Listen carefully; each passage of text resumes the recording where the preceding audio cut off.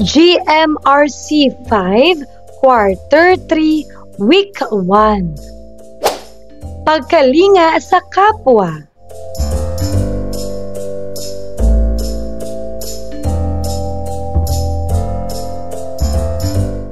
Revise K-12 curriculum with me, Teacher KMT. Magandang araw mga bata! Ngayon ay pag-aaralan natin ang tungkol sa pagkalinga sa kapwa.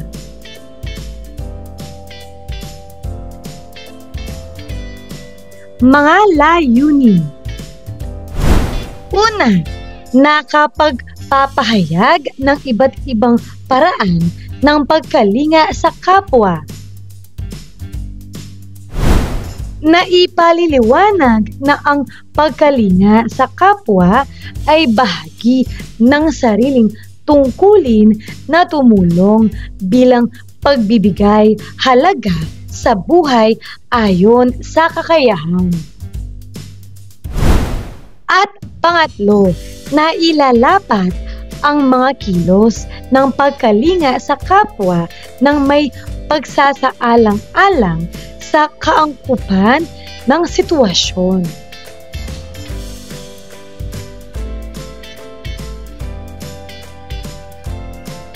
Unang araw.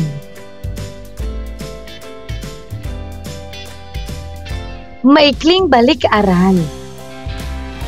Piliin ang wastong ugali na nagpapakita ng pagtangkilik sa mga lokal na produkto na sumasalamin sa ating pagka-nasyonalismo. Lagyan ng check, sapat lang ang iyong sagot. Una, sa pag-aalaga sa may sakit, bibigyan mo ng gamot na mabisa at subok nating mga halamang gamot o gamot at tableta na galing sa ibang bansa. Ano ang tamang sagot? Magaling, mabisa at subok nating mga halamang gamot.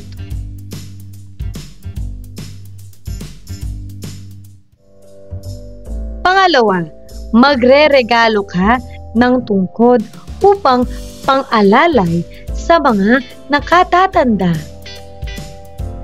Tungkod na gawa sa imported na bakal o kaya naman ay tungkod na gawa sa yantok o nara. Ano ang tamang sagot? Magaling, tungkod na gawa sa yantok o nara.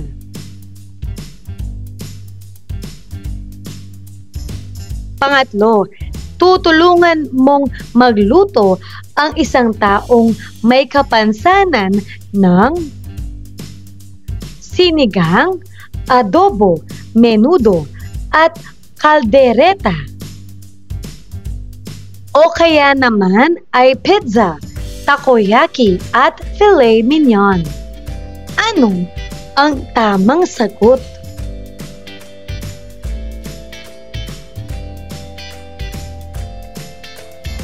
Magaling, sinigang, adobo, menudo at kaldereta.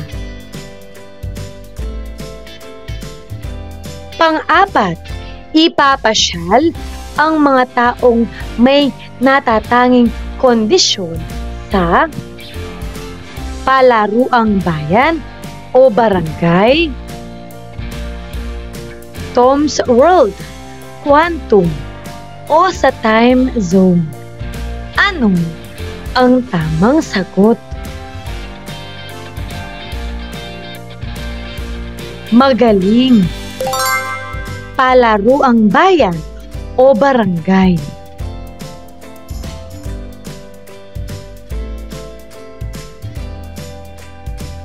Panglima, gustong magbakasyon ni ate kasama si nanay.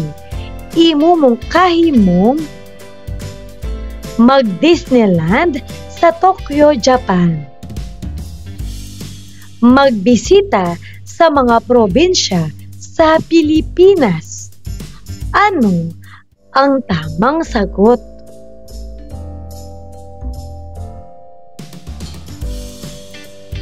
Napakahusay! Magbisita sa mga probinsya sa Pilipinas.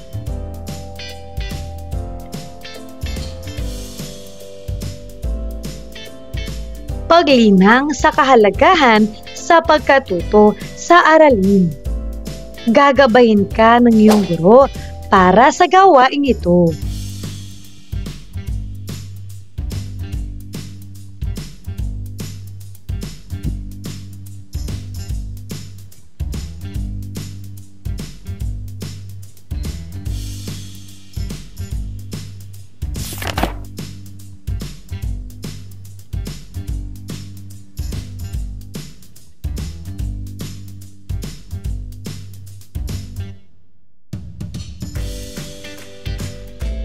Paghawan ng bokabularyo sa nilalaman ng aralin. Magbigay ng isang halimbawa ng kilos na nagpapakita ng pagkalinga sa kapwa sa mga may sakit at mga nakatatanda.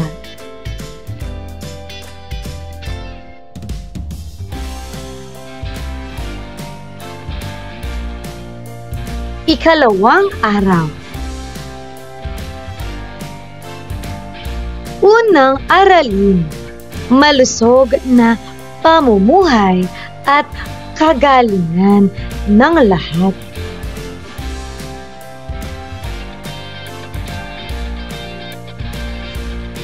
Pagprosesong pag-unawa. Paano to? Ano ang unang bagay ang pumapasok sa isip mo kapag nakita mo ang larawang ito? Ipaliwanag ang sagot.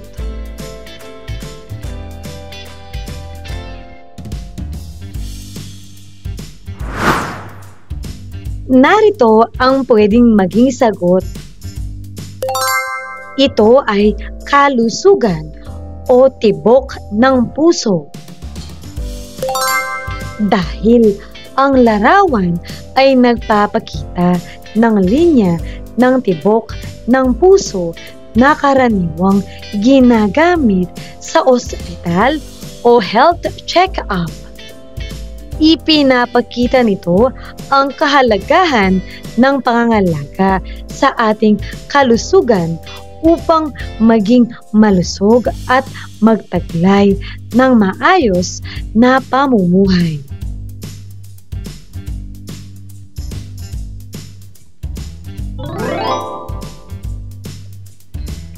Ang malusog na pamumuhay at kagalingan ng lahat ay ang isa sa mga inilatag sa Sustainable Development Goals o SDG ng United Nations noong 2015 at ang larawan ay ang opisyal na larawan, ang SDG number 3 patungkol sa good health and well-being.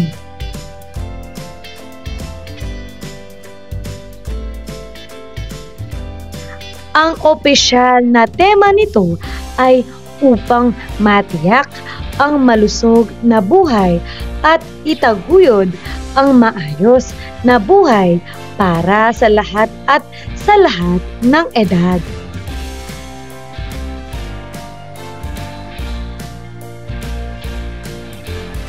Ang SDG number 3 ay gumagawa ng paraan upang wakasan ang mga epidemya ng AIDS, tuberculosis, malaria, at iba pang mga nakakahawang sakit sa taong 2030. Ang mga matatanda ay dapat mag-ingat dahil sila ay madaling kapitan ng sakit. Kaya dapat ingatan ang kalusugan hangga't bata pa.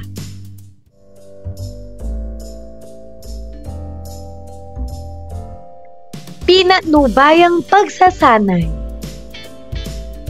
Oo o hindi.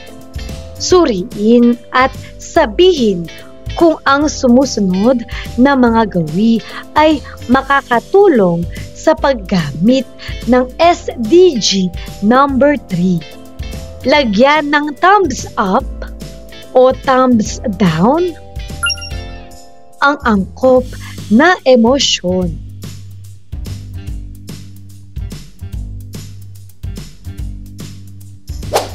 Simulan na natin mga gawi na makakatulong sa pagkamit ng SDG number 3. Una, mabuting pakikipagkapwa sa matatanda. Ano ang tamang sagot?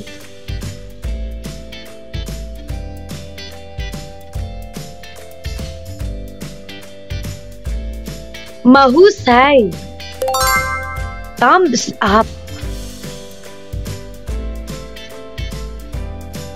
Pangalawa, kumikilos ng maayos sa harap ng may sakit. Ano ang tamang sagot? Magaling! Thumbs up! Pangatlo, hindi nawawala ang init ng ulo sa harap ng matanda. Ano ang tamang sagot?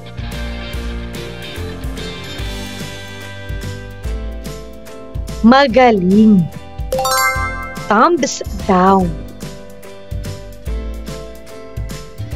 Pang-apat, nagrereklamo kapag hindi gumagaling sa sakit.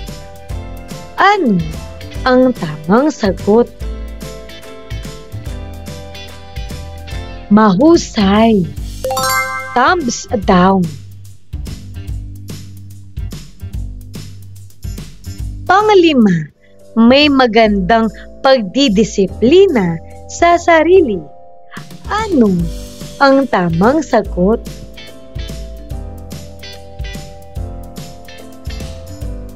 Napakagaling! Thumbs up!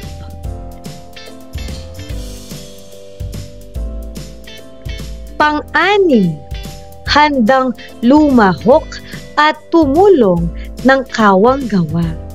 Ano ang tamang sagot?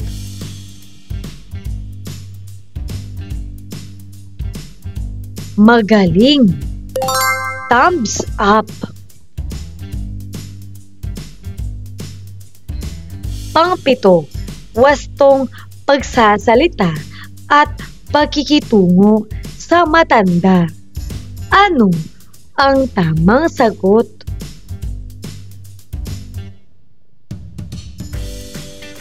Mahusay! Thumbs up!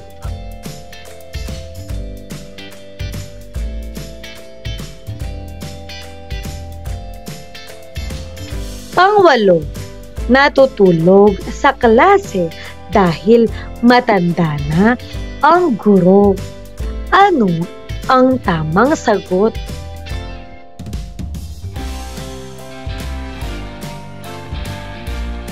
Magaling! Thumbs down!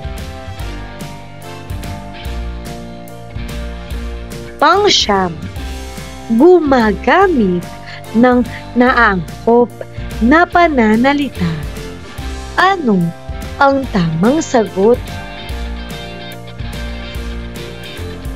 Napakagaling! Thumbs up!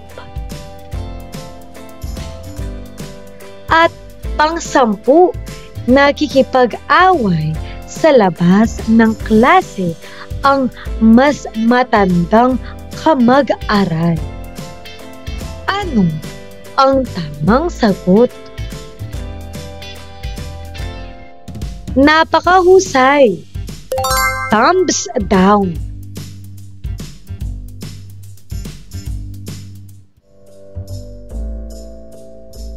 Paglalapat at pag-ugnay.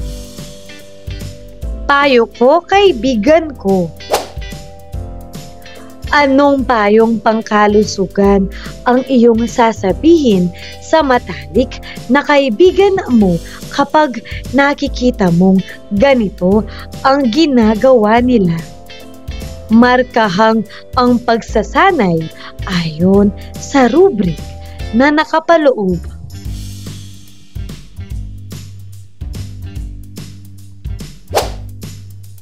Ginagawa ng matalik kong kaibigan. Una, hindi kumakain ng gulay, laging adobo, sisig, pork steak ang gusto. Ano ang payo mo? Narito ang pwedeng maging sagot. Basahin mo ito.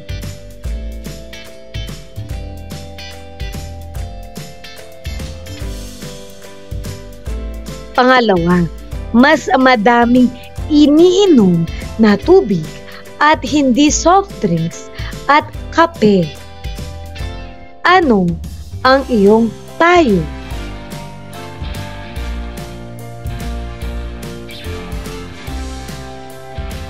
Narito ang pwedeng maging sagot. Basahin mo ito.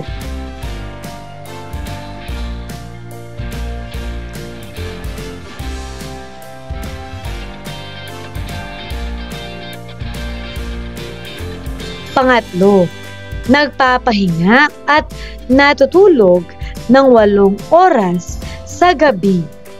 Ano ang iyong payo? Narito ang pwedeng maging sagot.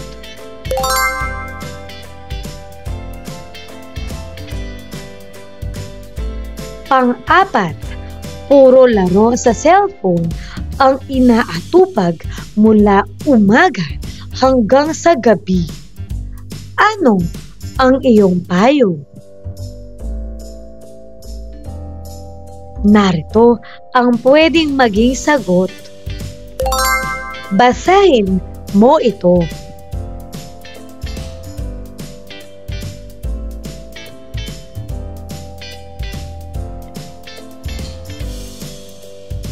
Panglima, tinatamad at naiinis bumangon, maligo at kumain sa umaga. Ano ang iyong payo? Narito ang pwedeng maging sagot. Basahin mo ito.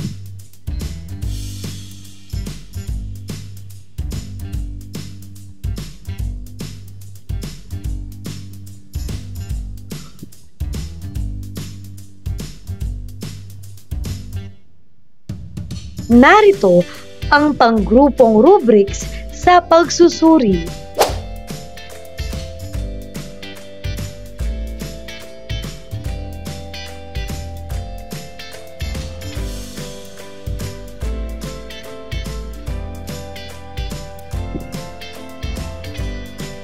Ikatlong araw.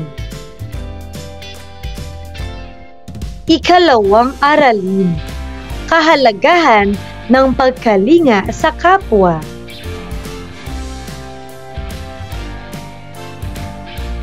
Pagprosesong pag-unawa. Ang pinaka sa 15. Ayon sa bighearts.com 2017 at careoptionsforkids.com 2019, nagbigay sila ng 15 kahalagahan ng pagkalinga sa kapwa, lalo na ang may sakit at nakatatanda. Ito ay ang mga sumusunod. Una, sila ay iyong kapamilya at mahal ka din nila. Pangalawa, nagsakripisyo din sila para sa iyo. Pangatlo, ipinapakita na kusang pinahahalagahan mo sila. Pang-apat, dahil sa pamanang mga alaala at ari-arian. Panglima, matututo tayo mula sa kanilang kondisyon at estado.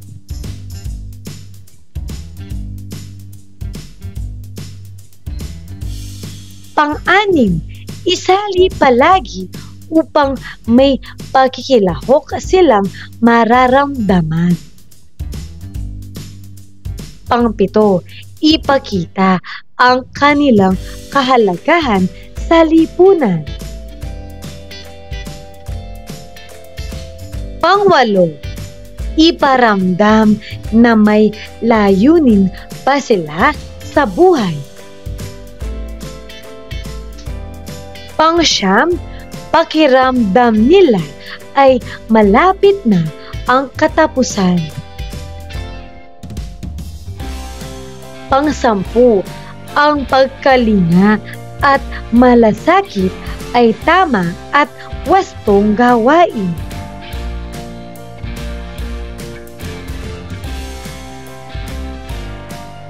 Pang-11, hindi nila kayang mag-isang gawin ang ibang gawain.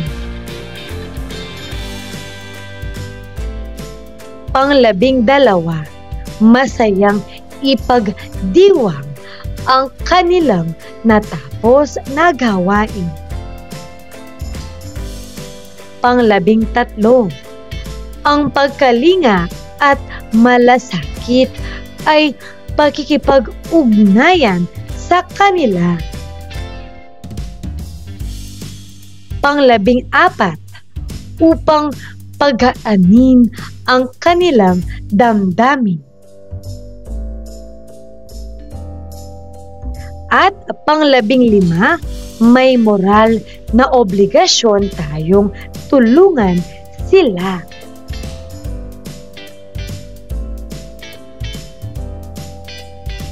Maaari mo bang sagutin ano ang 5 pinakamahalagang kahalagahan ng pagkalinga sa kapwa, lalo na sa mga may sakit at nakatatanda?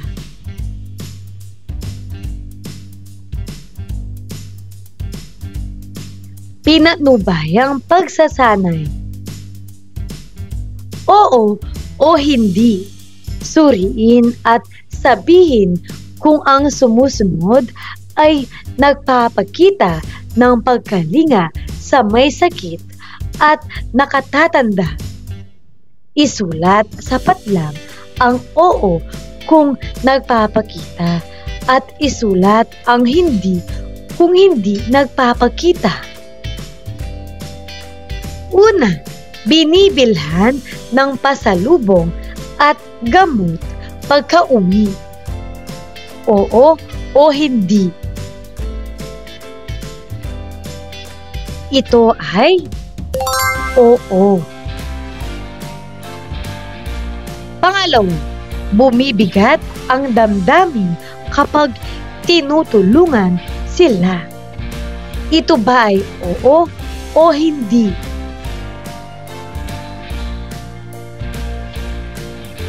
Ito ay hindi.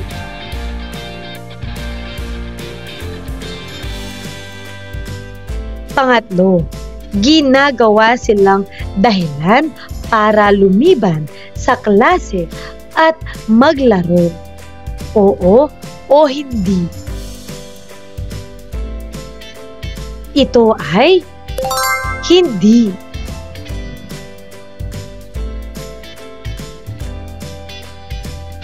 Pang-apat, hinahayaan dahil kusa naman silang gagaling. Oo o hindi. Ito ay hindi. Panglima, humihingi ng tulong para sila ay gumaling. Oo o hindi. Ito ay oo. Pang-anim, iiwan sandali para tignan ang Facebook. Oo o hindi. Ito ay hindi. Pang-pito, inaalalayan sila sa paglakad. Oo o hindi.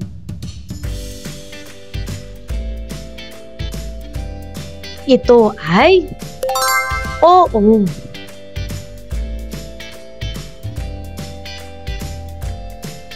Pangwalo, iparamdam sa kanila na may layunin pa sila sa buhay. Oo o hindi.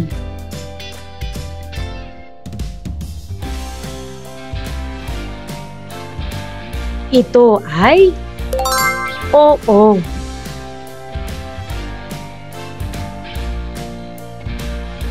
Pang-siyam, naglalaan ng oras sa pag-aalaga sa kanila. Oo o hindi. Ito ay oo.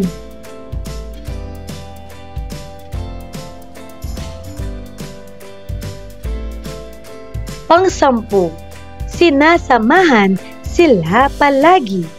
Oo o hindi. Ito ay oo.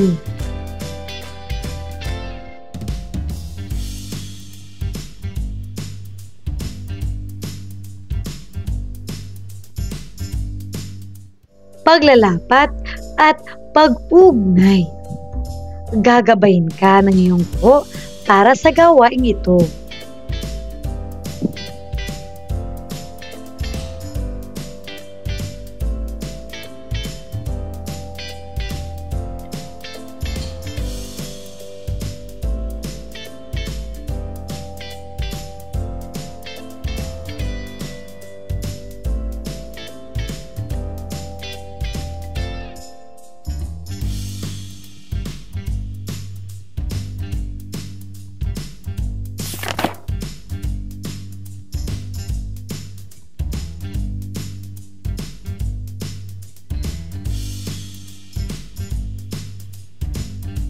Ika-4 na araw.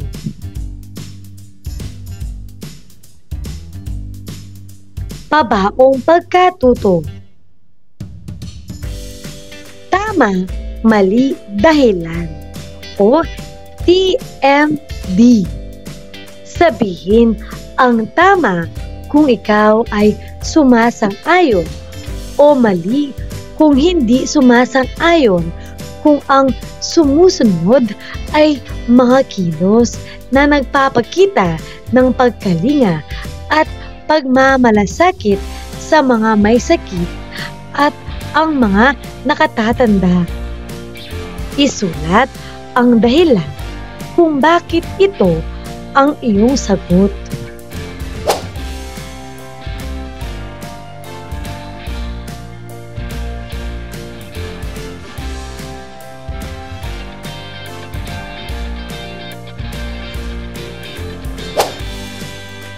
Simulan na natin.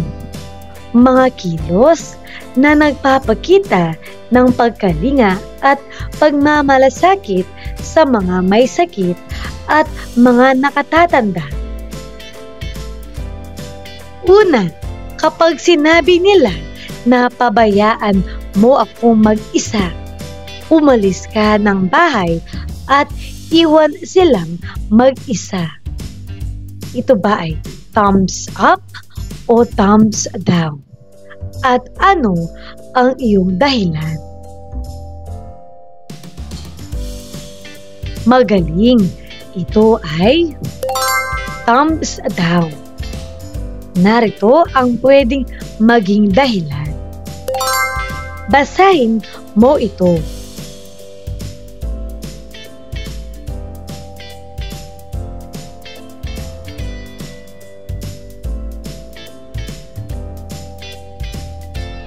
Pangalawa, kapag sinabi nila, wala na akong pag-asa, ngumiti at sumang-ayon ka na lang.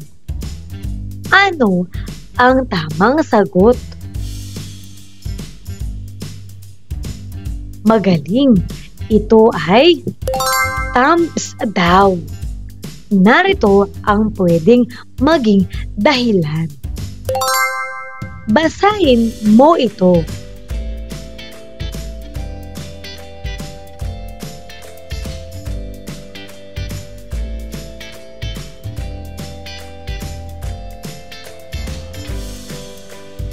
Pangatlo, ang pagkalinga sa kapwa at pagiging mapagmalasakit ay tanging sa may sakit at nakatatanda lamang. Ano ang tamang sagot?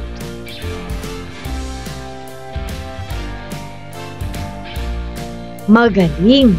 Ito ay thumbs down. Narito ang pwedeng maging dahilan. Basahin mo ito.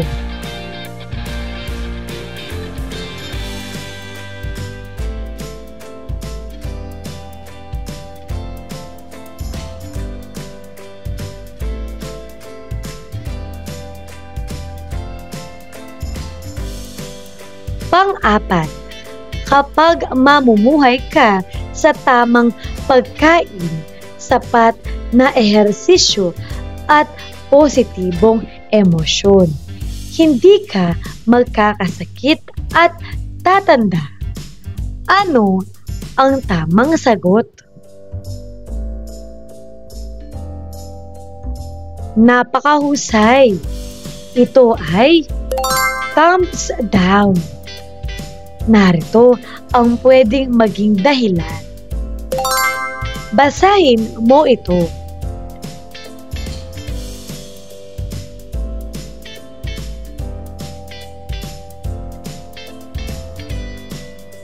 Panglima, lahat ng may sakit ay matatanda at lahat ng matatanda ay may sakit.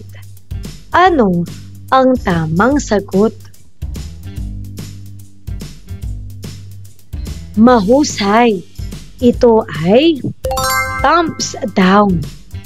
Narito ang posibleng maging dahilan. Basahin mo ito.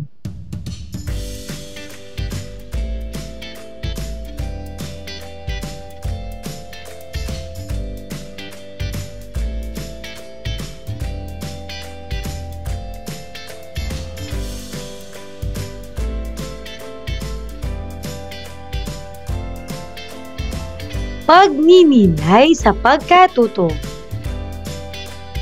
Balik tanaw sa kabutihang asal at wastong pag-uugali. Magnilay at sagutin ang mga sumusunod.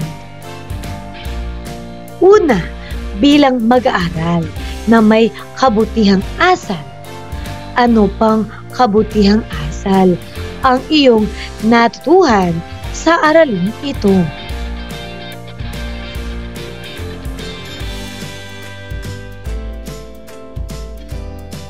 Pangalawa, anong pag-ugali ang ginagawa mo ngayon na dapat mong iwasto kaugnay sa iyong natutunan na kabutihang asal sa aralin?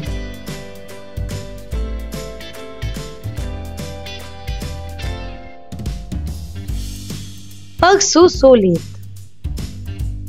MMLK. Mamili ka. Kung ikaw ang tatanungin, alin sa dalawa ang aalagaan mo? Ang may sakit o matanda? bakit. Sabihin kung paano ipapakita ang iyong pagkalinga at pagmamalasakit.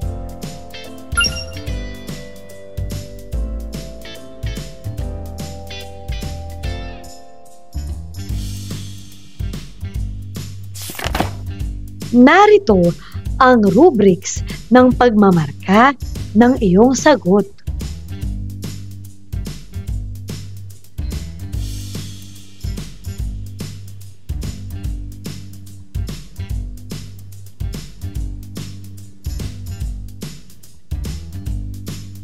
Mahusay mga bata!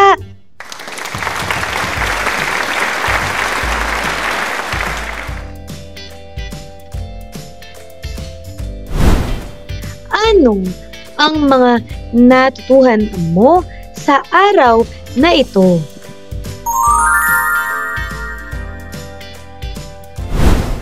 Ngayong araw na ito, natutuhan ko ang tungkol sa malusog na pamumuhay at kagalingan ng lahat. At ang kahalagahan ng pagkalinga sa kapwa.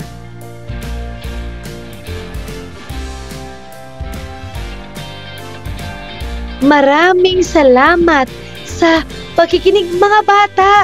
Sana ay may natutuhan kayo. Huwag mong kalimutan pindutin ang like, share, at subscribe.